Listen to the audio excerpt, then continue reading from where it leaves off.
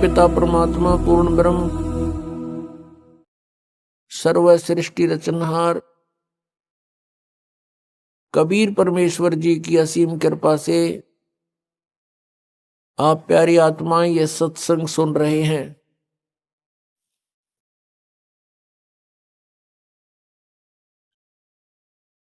सत्संग के अंदर आने से प्राणी को यह ज्ञान होता है कि हम कौन हैं, कहां से आए हैं, ये जन्म और मृत्यु का विधान ये किस कारण से बना हुआ है। हम प्रत्येक प्राणी इस बात से दुखी हैं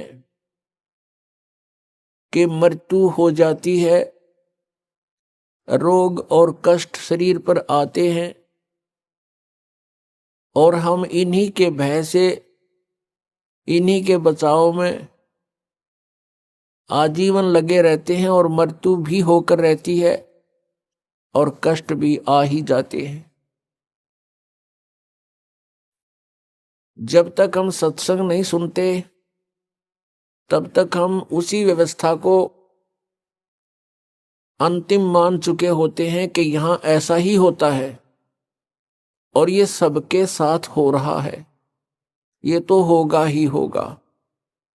बस इसी आधार से हम फिर आगे सोचना बंद कर देते हैं।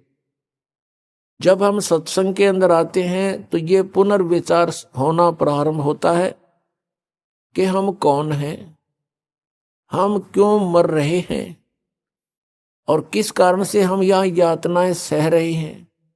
कोई भी प्राणी सुखी नहीं और सभी को कोई ना कोई परेशानी बनी ही रहती है।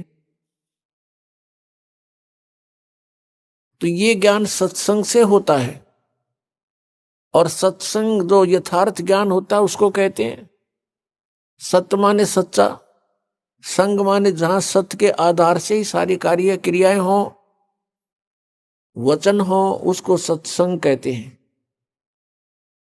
जिन महापुरुषों को तत्व ज्ञान नहीं है वो भी जन समूह एकत्र करके वो भी कहते हैं हम सत्संग करते हैं, लेकिन वो सत्संग नहीं जहां पर सत्य नहीं, जहां पर यथार्थ ज्ञान नहीं, वो सत्संग नहीं है।